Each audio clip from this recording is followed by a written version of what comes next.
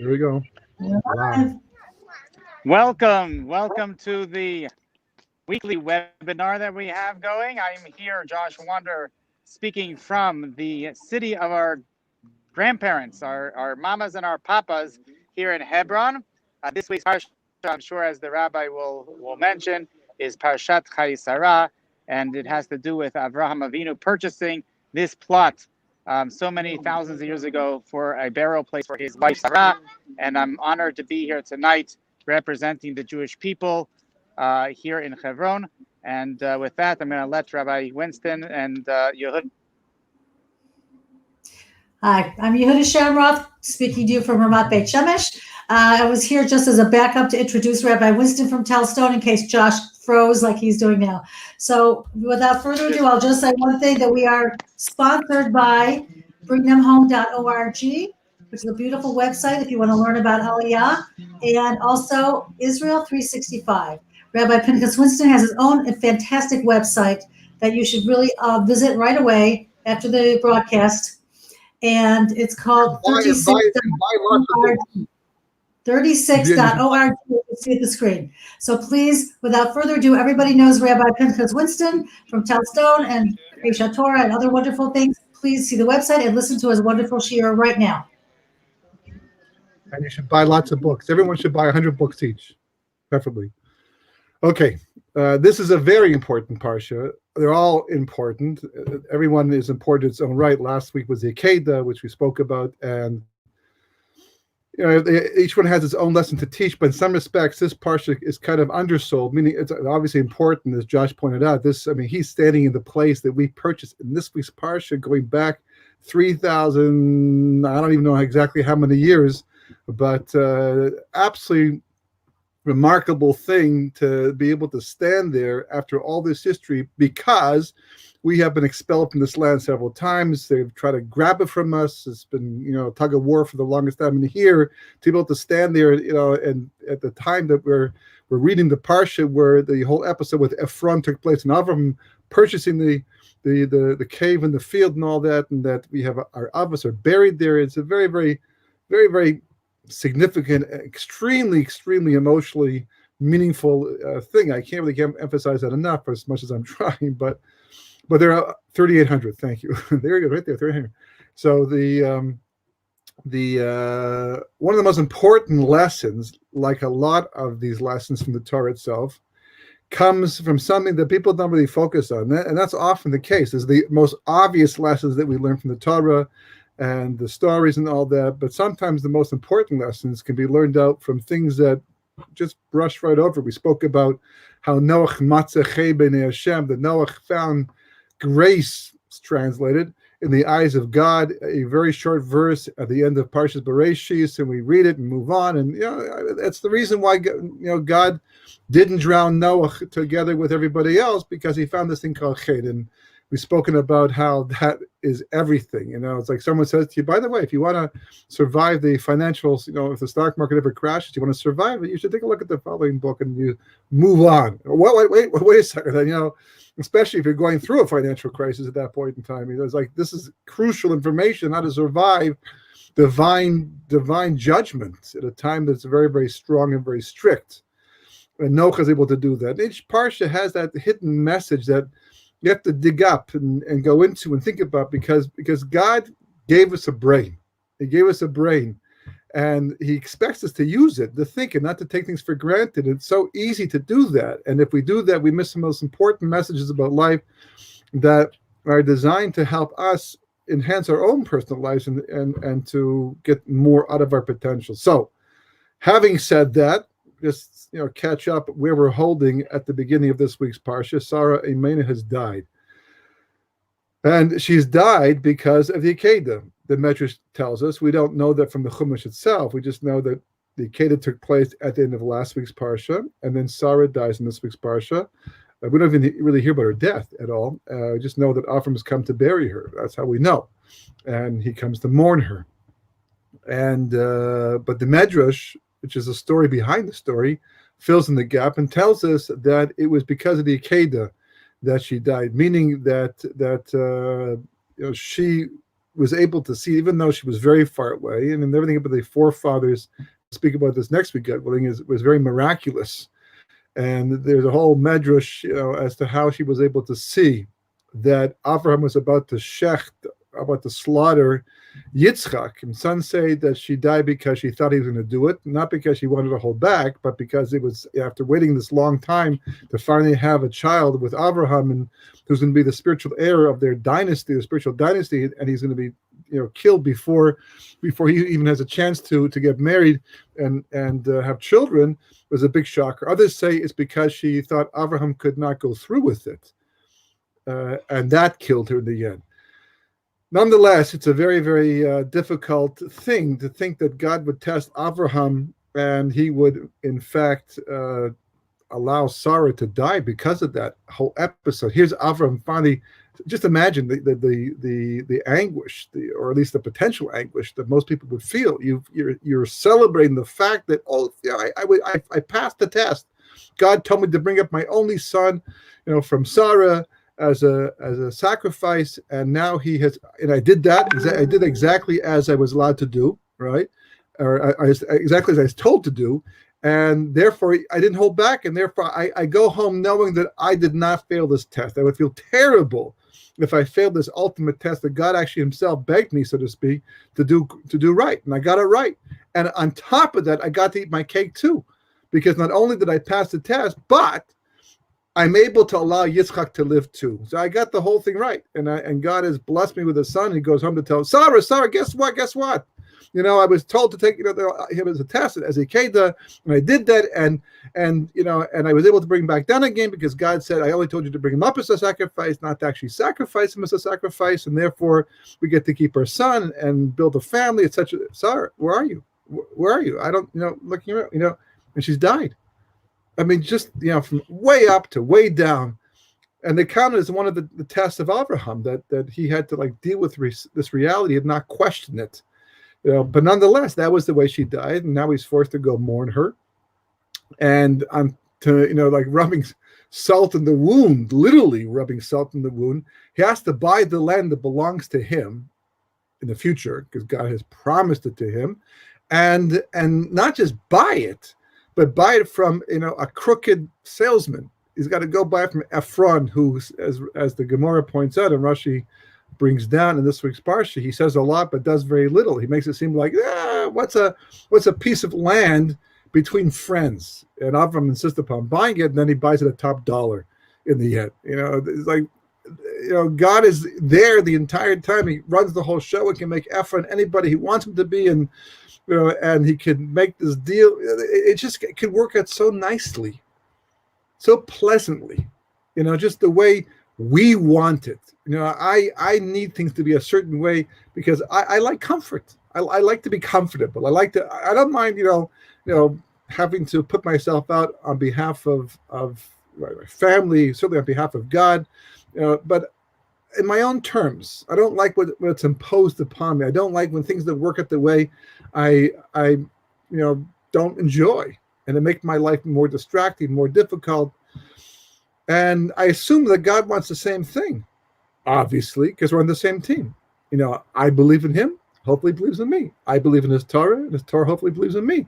And we're both trying to, bring this world to perfection and accomplish all the great things we're supposed to be here for. So therefore, if I want this, it must be that God wants it too. Well, unfortunately, we see historically that's not the way it works out, and things often go south, as they say.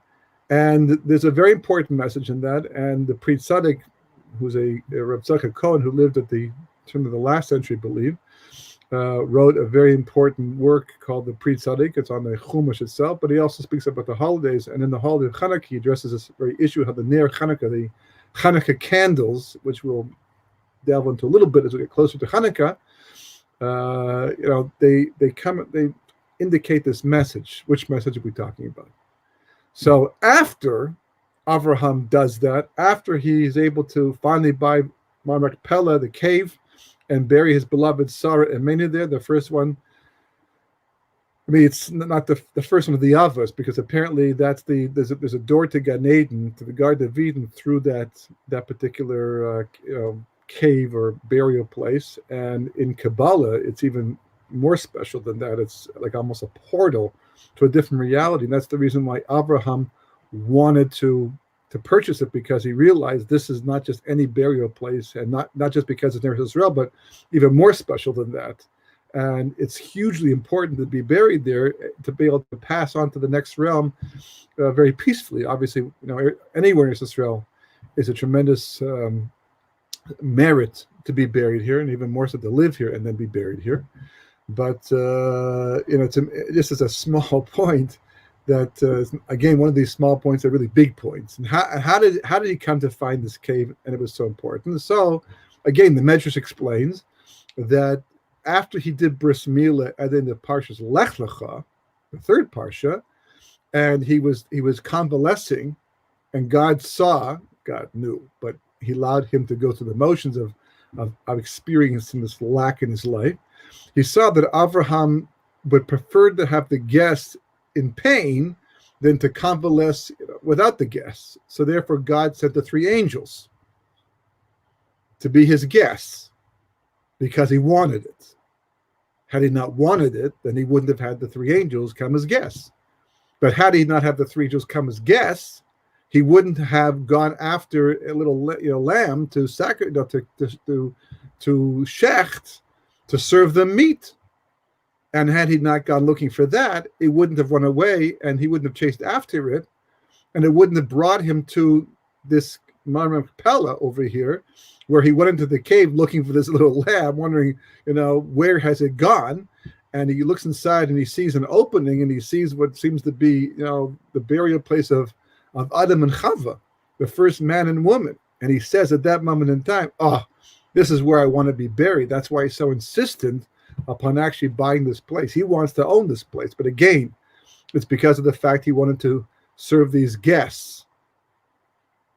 And maybe God would have showed him another time, another way, but that's the way it happens. So you never know. You never know when you do something and you put yourself out, what it might lead to, what it might bring, to you as a result, as a merit, as a reward for having wanted this special thing. So here this cave is tied to this chesed that Abraham had to do, because, as the rabbis point out, hospitality, we call haknasas orchim, bringing in guests and taking care of them, which unfortunately, because of the coronavirus, has become very difficult, if not impossible to do.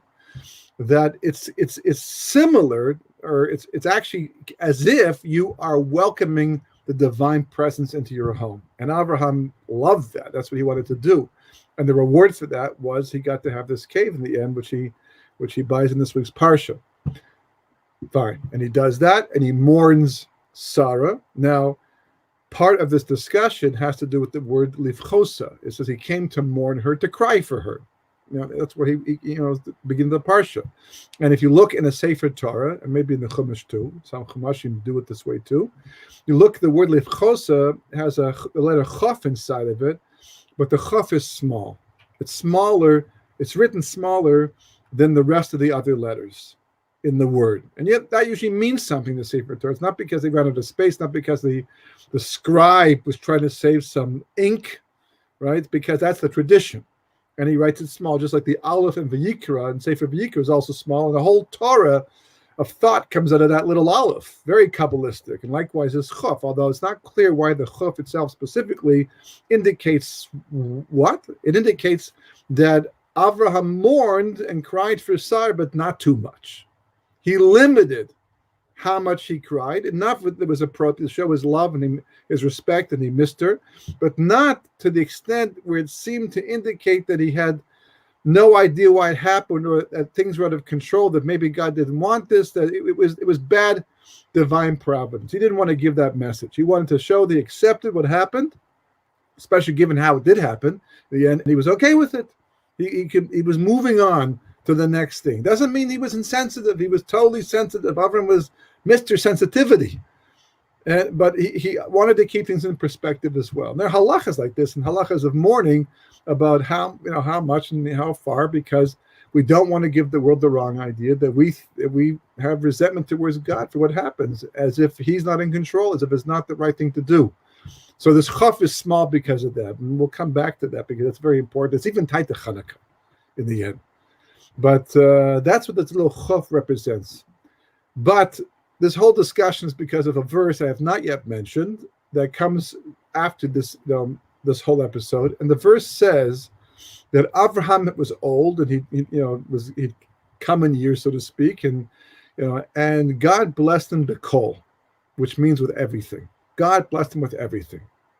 Now, okay, good. That's nice to know. But really, I mean, at this point, I mean, at the end of his life, he's not dead yet. He's not going to die yet. There's still time to go. Yitzchak still has to get married, right? And he may die. He's going to die. The Kedah took place at the age of 137, and he's going to live until 175. So he's still got quite a few years left to go. And and at the end of his life, that's when you expected to say that he got old and it was time to die, and God blessed him with everything. By that point. But let's take a look. Let's take stock of the situation and as it is right now. That he just lost his wife, so he's in mourning still. Okay, at least for a year, at least for a period of time, he has not remarried yet. That's going to come at the end of the parsha when he takes back Keturah, who is really Hagar, who was sent away and is going to be brought back, and he's going to remarry her again, and have a wife. And then he'll have someone, to spend the rest of his life with. And on top of that, he has to now play father and mother to Yitzchak, not just father, but mother too. He's going to send Eliezer out looking for a shidduch, and everyone knows that's always a real complicated process, and there's all the concerns and the worries, and it goes on, this one didn't work out, and especially in those days, because a lot of people, at least today, it's more mesudar, more organized, with shidduchim, shidchanim, and all that. But in those days, you're sending him out to what are you going to find? There's like very limited stock, so to speak, because most of the people out there are still worshiping idols. So he's got to worry about that he's going to find and even Eliezer says, "What if she won't come back with me?" And he says, "Well, don't take my son and bring him to this." It's a problem. There's what to be concerned about aside from the cost of the wedding. Right, and all the gifts, that have to be given, and he does. He sends all these gifts anyhow, etc., etc. So what do you mean he blessed him with everything, the call with everything? At this point in time, it doesn't look like he has everything. On the contrary, he lost his wife. It looks like there's a bunch of things missing. Now, in the end, when it's all been fixed up, everything's the way it's supposed to be, and he's ready to move on to the next world. So then you can say, but at this stage of the game, it seems a little premature to actually say that he had everything at this moment in time. Almost seems insensitive. That's point number one. Point number two is we see a different episode, but it's part of the same question, and that is later on, everybody knows the story of Yitzchak and Rivka and Yaakov and Esav and the blessings. That Rivka is going to tell her son Yaakov to dress up as Esav and go before their father and deceive her husband, his father, and say that he's Esav, and masquerade as Esav, and take the blessings that Yitzchak apparently had intended to give to Esav instead. And the whole thing's going to become revealed after Esav comes back, and it's clear that Yaakov got the blessings. That type of situation doesn't usually bode very well for a marriage. I mean, it's very possible that chas v'chalila, the trust, every relationship, but particularly marriage, is built upon trust. That you would never, deceive me, in such a way. And how do you survive that? How does a marriage survive what Rivka did to Yitzchak? Literally pulled the wool over his eyes in this episode, and Yaakov too, his accomplice. So how do you survive that? Why would you talk about that with me? Why do you think to go behind my back and then make a fool of me and the whole thing like that? And I don't know if I can trust you again. You say it's a one-time thing, but maybe you'll do it again in the future because you feel I won't cooperate and go along with your idea, what you think should happen. A lot of marriages might not survive that, but not theirs. It's like literally Yitzchak is completely okay with it, The only thing he's concerned about is maybe he made a mistake by giving the bracha to Yaakov, but once he finds out that he took the right of the firstborn too, and then it worked out the way it's supposed to work out, then so now the only one left that is Esav. He hasn't accepted that. But Yitzchak and Rivka, they're perfectly okay. How did their marriage survive what took place there? And how could they do it in the first place? So this whole series of parshas is about nisyonos, about tests. Right? Avram's 10 tests. That's from Lech Lecha. There's actually 2 tests before Lech Lecha, but we don't know about them because they're in the Medrash. But we see the bunch of them come up in the last 2 parshas, all about Avram's tests. When Avram's tests are over, almost his story is over, and then the baton gets passed over to Yitzchak, and it becomes his story, his life in the end. But it's all about tests. What's a test? A test is a difficult situation, a difficult spiritual situation. Physical could also be difficult too, but it might not require much physical exertion. But it's a difficult spiritual test. You have to make a decision that's hard to make because of the consequences. Now, things don't go right in life a lot. I mean, history for sure. The Jewish people have suffered pogrom after pogrom after pogrom, and of course, the biggest of all of them, and the most destructive of all of them, was the Holocaust. And hopefully, we'll never see anything like that ever again. But that was part of our history.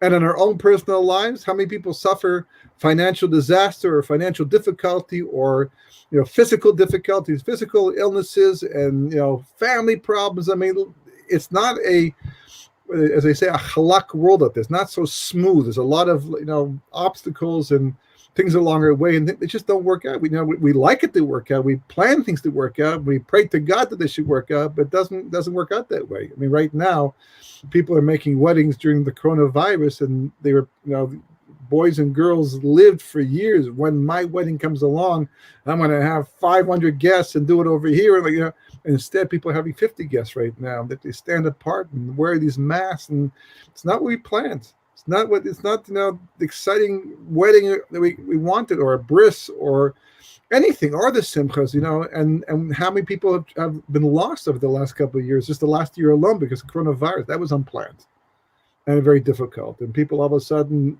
were happily married, the age of 65, and they lost a spouse, even in their 50s, and all of a sudden, before they know it, they're single once again. Lots of things don't work out. But, is it God punishing me? Why is this bad thing happening? Why do bad things happen to good people? Decent people? Okay, I'm not the best person, I'm not tzaddik, I'm not righteous, but I certainly try. I don't think this person over there or that person over there does any better. On the contrary, if anything, they probably do worse. It didn't happen to them, but happened to me. Is God punishing me?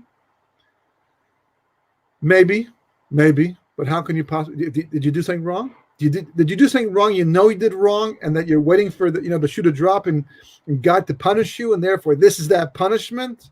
Or did you think you're doing okay? You can always improve, 100%. But is this a punishment, or is this a nesoya, a test to show me what I'm capable of achieving? Not that God's saying that you just saying a lot of stuff wrong, and I'm going to fix you up right now. That may be part of it. Certainly, but that's to our benefit. Or is God saying, something, I'm going to bring you to the next level. I'm going to try to allow you to rise above the everyday, simple, mundane reality. Or is it even more than that? That's for sure part of every test. Or is it more than that? What's the more? Well, we spoke about way back at the beginning. We mentioned it. That really history is about one of two things. It's really about one thing, but that one thing has a second side to it. You can't have redemption if there's no exile. You can't have light if there's no darkness. You certainly can't appreciate one with the other. You need the opposites. That's what's brought down. And simple idea, but even Kabbalah talks about it. So you have redemption. Redemption is that ideal, perfect state. The Garden of Eden was redemption. Not complete, but it was redemption. Meaning what? It was a perfect world. And people talked to God. Well, at least 2 of them, lived at that time. More would have later on when they were born and the world had gone the way it's supposed to go, and Shabbos would have come along and no sin. So then we would have all been born in the Garden of Eden. We all have prophecy and talk to God with the most normal thing in the world. And, the food would be available, no need to work for it. That ideal utopian reality that mankind dreams about in different versions, different forms, and that's redemption. That's like a redemption reality. And eventually when Mashiach comes and all the wars are over, the prophets say, we'll take our weapons and turn them to plowshares, and you won't even need them because anyhow the Gemara says that food will grow. You throw a seed and the whole field will grow with wheat and will blow on its own and become food. Even cakes will grow on trees, and food, cakes, clothing, say cakes, clothing, things like that will just become like a perfect reality. That's redemption. Right? That's redemption. I don't have to work so hard anymore. Ultimately, I'll just be able to focus on what I really want to do, which is basically follow my soul. Right now, it might be hard to do because the world doesn't promote that. The world promotes physicality. So our soul is squashed and stifled inside of ourselves. But the people who are in touch with their soul know that the greatest pleasure we have is connecting with God. Hard sell, right? But it's real.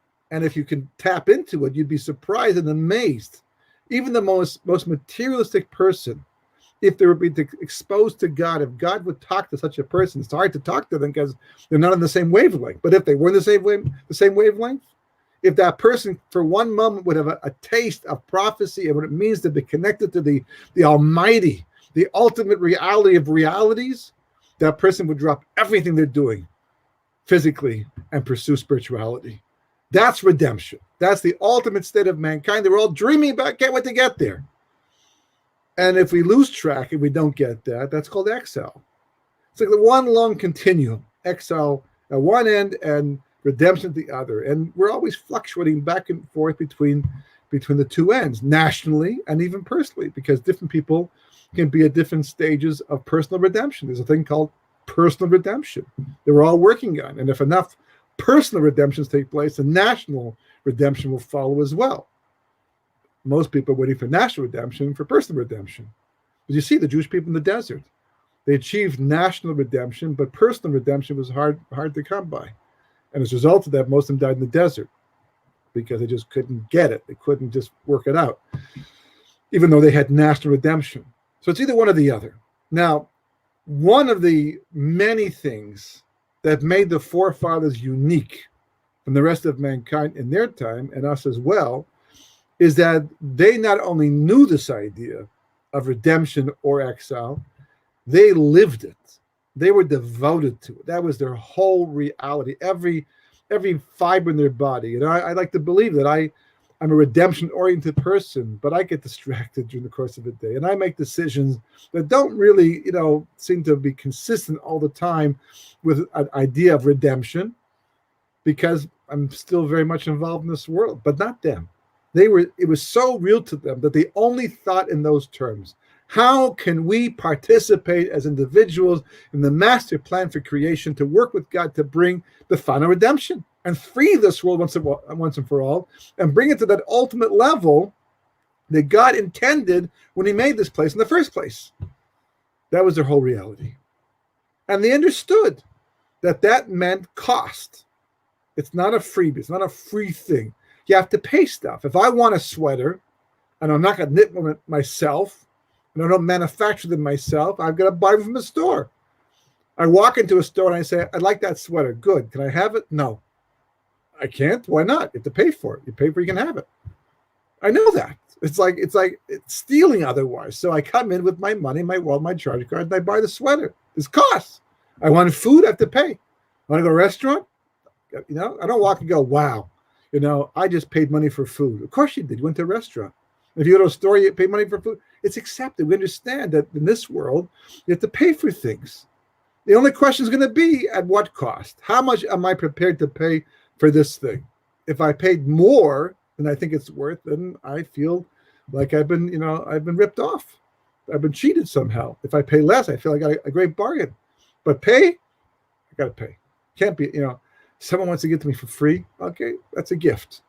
But in general, you have to pay for things. Redemption's no different. You have to pay for it too. How do you pay for it? Well, sometimes with money, but most of the time with self-sacrifice. You have to give up things along the way. You have to put yourself into it. But if it's what you want, I mean, people want to become doctors. They put themselves into college, and they even work themselves through sometimes, jobs and whatever, to graduate.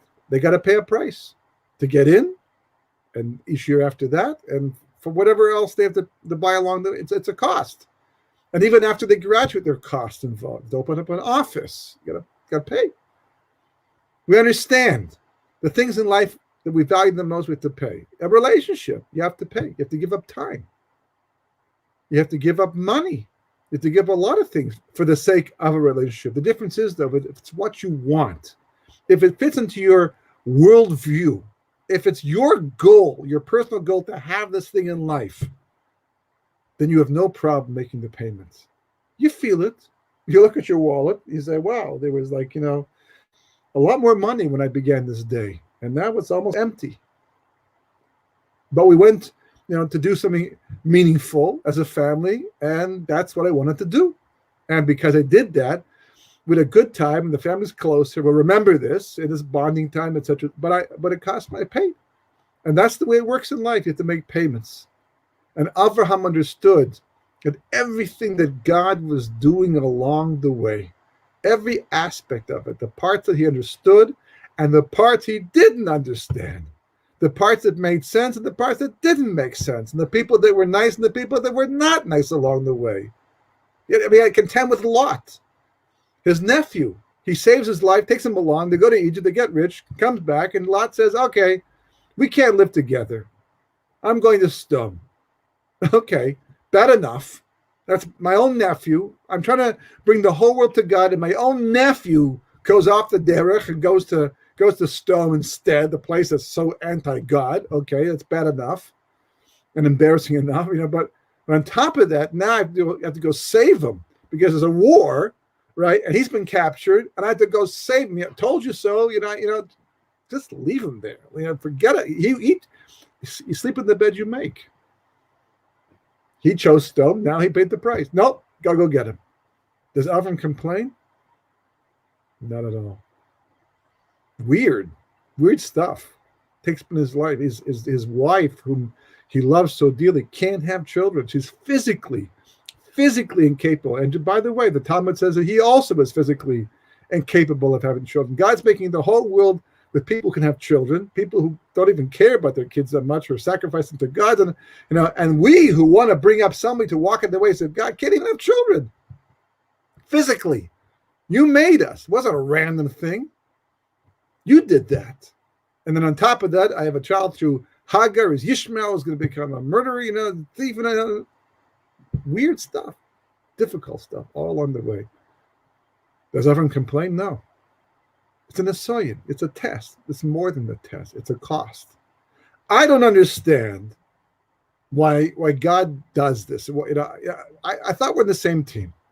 I thought I understood what he wants, but apparently I don't, because I wouldn't have chosen that, and I wouldn't have chosen that. It was Sarah, because she couldn't have children, who told me to take her concubine or her help, her, what do we call it, her, person who was helping her out, and to make her my concubine, to have children through her. It was her suggestion. It was all divine providence that worked it all out.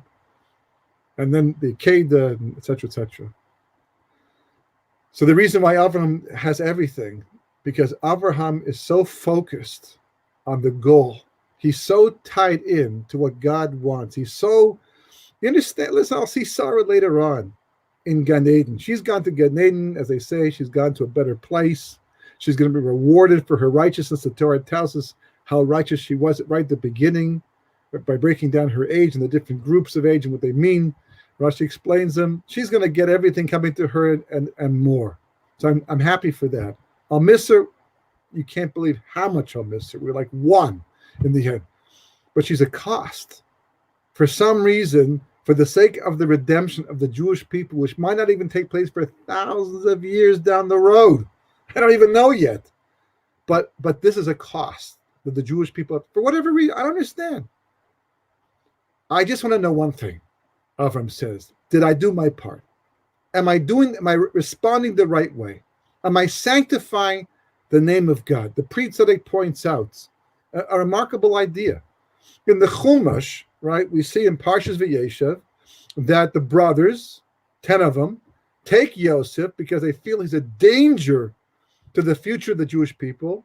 They kidnap him and sell him into slavery, even though the Torah is going to forbid that completely later in the future and be capital punishment for things like that, but they do it anyhow. They sell him into slavery. And then Yaakov mourns the loss of his beloved Yosef, and he can't be consoled. The entire time he can't be consoled. And now the brothers are starting to figure, well, maybe that was a mistake. Maybe we shouldn't have done that. Maybe we understated the problem in terms of our father and overstated the problem in terms of Yosef. And maybe we shouldn't have followed Yehuda. You're the leader, right? You're the king. You're the one who tells us what to do. You told us to sell him. We sold him. If you said don't sell him, we wouldn't have sold him. You know something? Because of you, this whole thing has gone. Is a disaster. So you know what? We're going to demote you. We look down on you because of this whole episode. The priest says that it's only because they didn't understand something. They didn't understand what was really going on. I mean, later on, Yosef will say to his brothers, I forgive you. All of you, don't worry, don't panic. Ani Yosef, I'm viceroy. My dreams have come true, but I forgive you. You know why? You wanted to sell me into slavery, but God wanted me to become viceroy to be able to save you later on when there's a famine. So it was all God the entire way through. But it's because of Yehuda. Now the brothers say, oh, you know something? We demoted you, but now we're going to promote you. You know why? Because of you, this whole thing is unfolded the way it's supposed to, in such a glorious way. We didn't see it back then, but now we see how God works and how the whole situation was meant to be. All divine providence. All from the will of God. In fact, the Pri Tzaddik, Tzaddik Cohen, says even one more amazing thing. He says the Greeks came along, Hanukkah time, and they forbade people to learn Torah and to keep Shabbos and bris meal and things like that, and caused a backlash amongst the Jewish people who were acquiescing and doing it in the forest and secretly and private, not fighting back. But God did this to the Jewish people. Why? Because it brought out the good.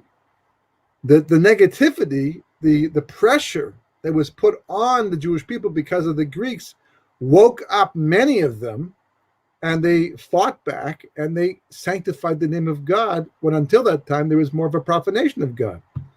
It also caused a division in the Jewish people because God likes to reveal who believes what and where they stand.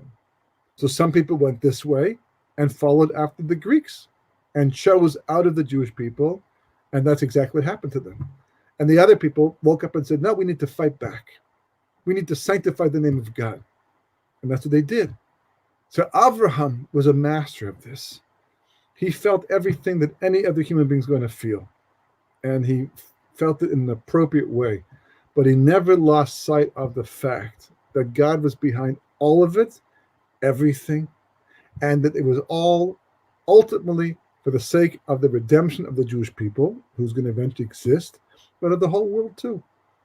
So if I have to pay with this or pay with that, I got to deal with an Ephron who's literally the lowest of the lows, in the world, and to buy land that belongs to me, or will in the future, to own this place and to be able to bury my beloved Sarah, and not to deal with like Yitzchak having to find a wife and Eliezer going out. And these are all costs that I have to decide to make for the sake of redemption.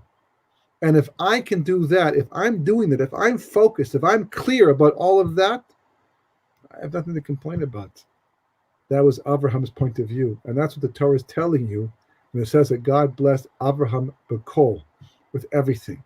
Because since he was able to use his life and the opportunity, he was able to focus and see what had to be done and see, to look at the proper light rather than just mourn and be sad. He felt complete. He was on track. And that's also to do with the little chof in the word livchosa. In the Talmud, it's talking about Hanukkah. It's talking about the origin of the holiday of Hanukkah. We know the story. It's right there too. And then it mentions, that you cannot place a menorah higher than 20 amas high. 20 amas, in Hebrew would be a chof. A chof symbolizes the number 20. And the Gemara goes on to explain why you can't. Ein eina sholtabe, because the eye can't see that high up. Now the truth is, there's ways around it. The halacha really should be instead that you can place a menorah as high as you want, as long as it's big enough that people can recognize it as a menorah and why you're lighting it. So why 20 amas high? Okay. That's what the Gemara says, and we leave it. The next section that follows right after, immediately on the heels of that halacha, is that the pit was empty and there was no water inside of it. So the Gemara asked the question, if the pit was empty, I know there's no water inside of it. Why does it tell me that? So the Gemara, the Talmud comes back and says, to tell you that there was no water inside of it, but there were snakes and scorpions. So Yosef is put in this pit by his brothers in Shechem, inside, where there's no water. They don't hear any splashing. No, they're not going to drown them, right? And there's snakes and scorpions down there. Now, why must I know that? Why is it important? Clear. To tell us that Yosef survived in this pit because of a miracle. He should have been bitten to death right away, and he wasn't. So why didn't the brothers notice that? If the brothers had noticed that, then they would have realized that miracles were happening for Yosef, and they would have reevaluated the decision, because does God do miracles for evil people? No. So if miracles happen for Yosef, it must be that God likes him. So let's rethink our decision about what to do with him. But they don't see that. They don't know that. Maybe because it's 20 amas deep. Now, it's different in the ground than certainly above ground, because there's light above ground. In the pit itself, it's quite dark, and the pit might be very wide, and but they just didn't see it. And we'll talk about this more by Chanukah time. I'm going to cheat a little bit and just make the point and not explain it so much. But the chaf, it turns out, represents a certain, not just a physical blindness, but a spiritual blindness. An inability to be able to recognize the hand of God in the events of history, personally, nationally, internationally. The election that just took place in the United States of America, for example. I was distracted by the news. Well, this said that, and they said this, and cheating, and 100%, all that stuff might be true and real. But the bottom line is, God runs the show. Nothing takes place without the permission of God, no matter what it is, no matter how bad it looks, no matter how much the outcome is so contrary to what we would think that God would want, what we would want, certainly, God runs the show. It's real. He all the time. And furthermore, even though it seems to work backwards to what we would think is good for Jewish history, somehow it's working perfectly for the sake of Geula, redemption, Jewish history. That's the Bakol, right? That's the Chuf. That's the whole idea. That's the Chuf in Levchosa, to tell us that Abraham never lost sight of the fact, even though he was jolted out of his reality to Simcha, in the heights, the lowest, to mourn, and and how it happened and why it happened, etc., etc. The whole thing. He never lost sight of the fact it's all from God. It's the hand of God, and if it's the hand of God, by definition, it's going to be right. I'm not good with it. That's me, not God, not the reality, and that's why he had Bakol, because ultimately speaking, without that mentality, that emotional understanding, a person's going to always be disappointed and feel as if they're lacking, as if they're missing something, as if they got cheated and ripped off and offended and etc. etc. And believe me, it's hard. I know it's so hard. Even if you know these ideas, inside the voice is saying, "Yep, it's from God, it's from God, it's from God." But the heart's going, "Yeah, but this person did it. You want Bakol? You want everything? You want to feel that sense of satiation? You have to have that Avraham perspective. Very, very short verse. We go through it very quickly. We finished it before you know it, and yet it teaches the most fundamental lesson about life and history. If we think about it and we integrate it, and we actually go, use as a key to the upcoming parshas and Chanukah and all that, we'll be able to glean a lot of wisdom in the meantime that will certainly enhance our lives tremendously. Have a great rest of your week. Not much left. Tomorrow's already Friday. Therefore, Shabbat Shalom.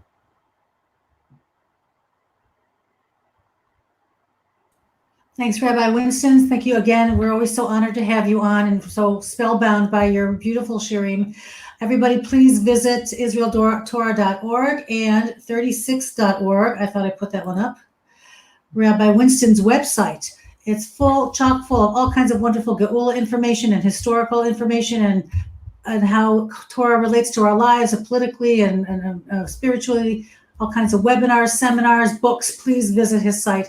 And thanks again, Rabbi, for joining us and taking us out of your home, your personal time. We really appreciate this so very much. And I want to say goodbye to everyone, especially there have been people online tonight from Israel, Canada, the United States, and a special hello to Helena in Helsinki for joining us, which is really wonderful. So everybody, don't forget also to visit Josh Wander's website, bringthemhome.org and Israel 365, and have a wonderful Shabbat, everyone. Wonderful evening. Thanks for joining us, everyone. Good night.